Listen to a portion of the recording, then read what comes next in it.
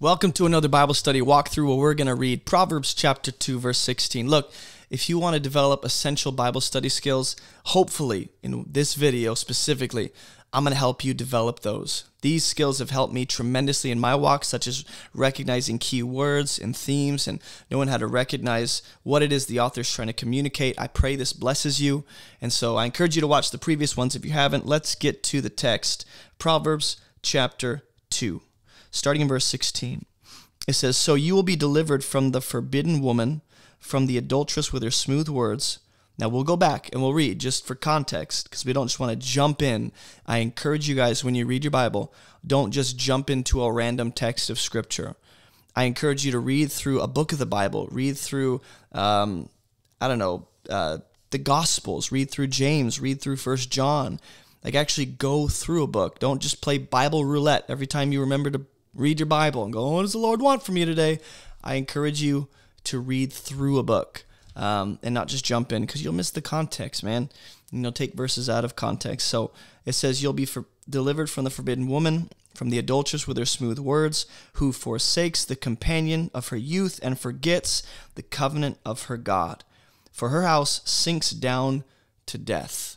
Now, what we've already seen in this chapter is that wisdom is offering the chance to avoid and be guarded from and delivered from the way of evil. Now, verse 12, 13, 14, and 15 was about the man of evil, right? Their ways of darkness. Now, there's another kind of evil that wisdom wants to help us avoid. And it's called, or she's called, the forbidden woman, okay? So this word "so" notes a continuation of the previous ideas. It goes like this.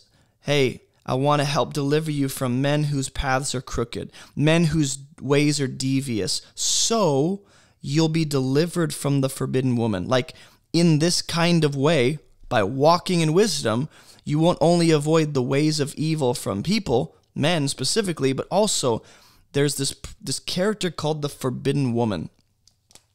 That's a weird title, first of all, okay?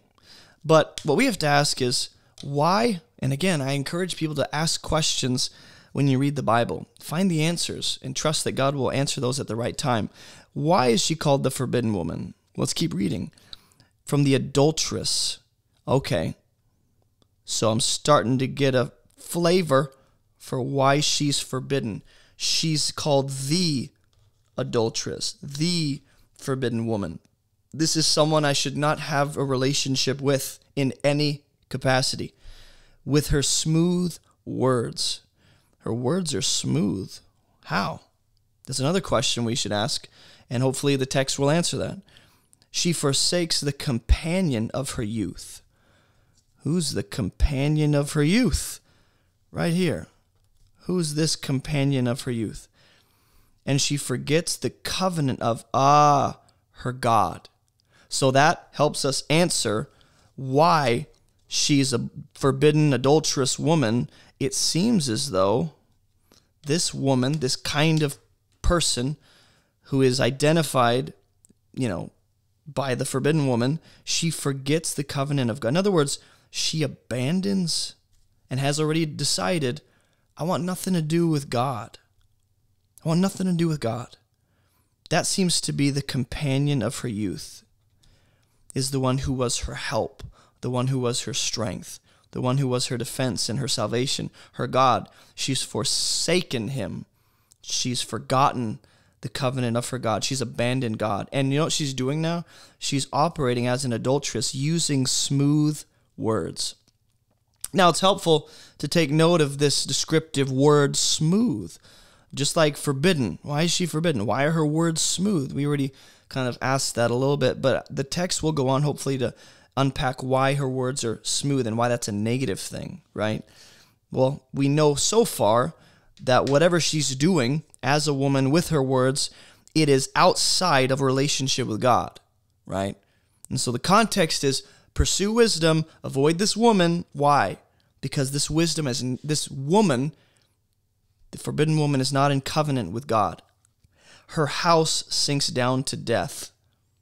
You don't want to be in her house. Now that can be noting her dwelling place, her children, her name, but either way, anything having to do with her is going down to death. In the Old Testament, it talks a lot about going down to Sheol, the place of death.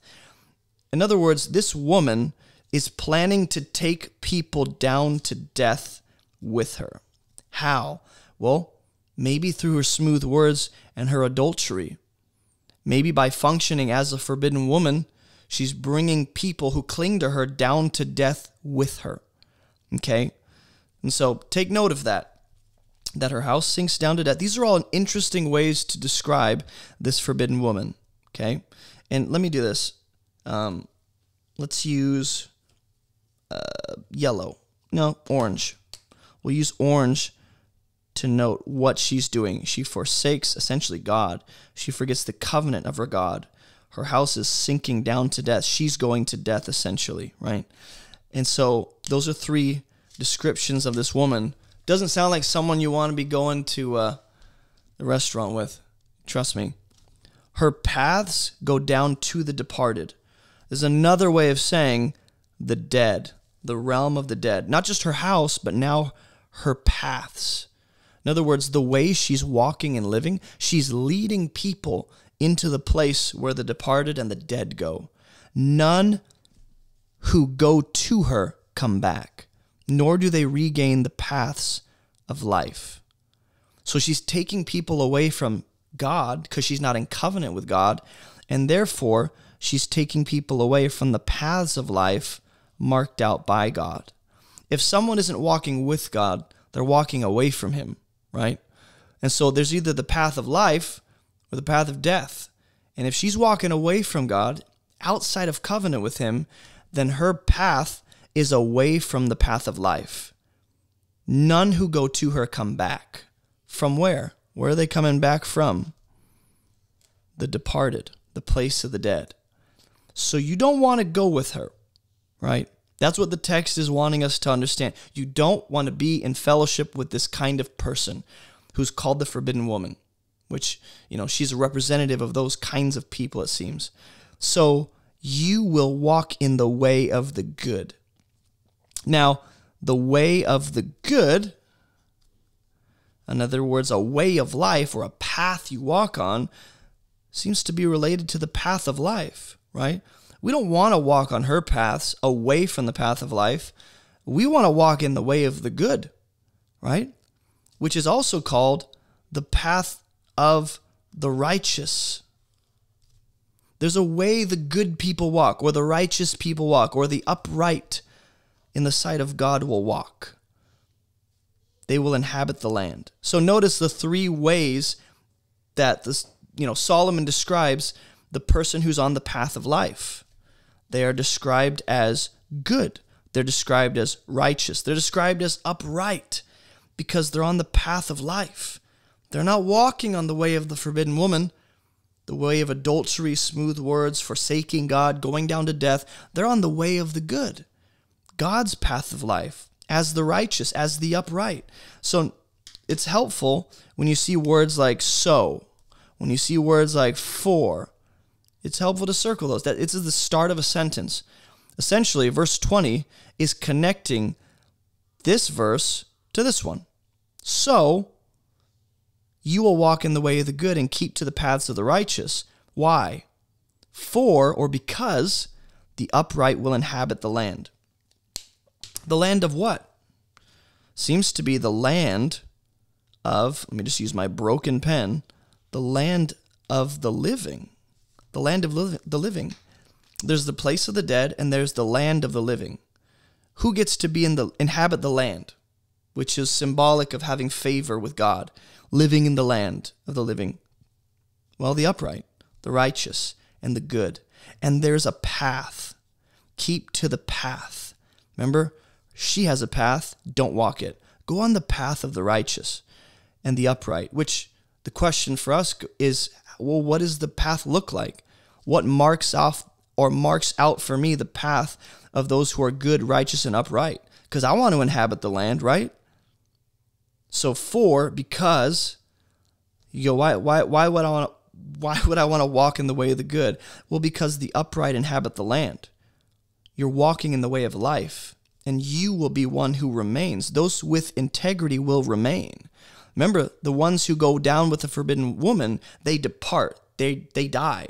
They leave the land of the living, right? Those with integrity, which is another way of describing who? Well, the person who's walking on the path of life. It's the good path, the righteous, the upright, the path full of integrity. And they will remain in the land. In the land.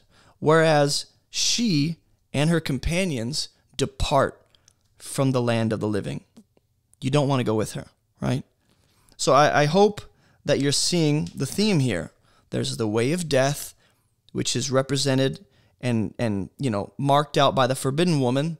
And then there's the way of life, marked out by God and the wisdom he offers for those who are upright, righteous, and want to live as those who are good, not on our own, but as being righteous in Christ. We walk a certain way.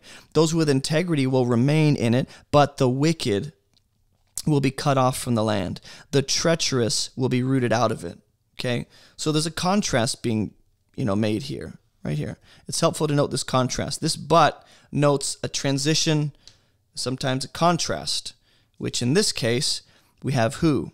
Well, we have, let's use yellow to represent the wicked. We have the wicked. And you know what happens to the wicked? They are cut off from the land. From the land. Let's highlight that in orange. But on the other hand, we have the good, the righteous, the upright with integrity. They remain in it, being the land. The treacherous are rooted out. Notice how he clarifies, let me highlight that these wicked people are also referred to as the treacherous, the wicked. They're rooted out, almost like a plant or a weed that doesn't belong in your backyard. You pull it up. So let's note this. They're rooted out, right? They're cut off, whereas the upright remain. Sometimes when I read the Bible, I'll highlight different things. Like in this case, I really want to pay attention to what is done to the wicked, what is done to the righteous, right? So the righteous, they remain. God makes sure they do, right? Because they walk in the path of life. What happens to the wicked? Well, they're cut off.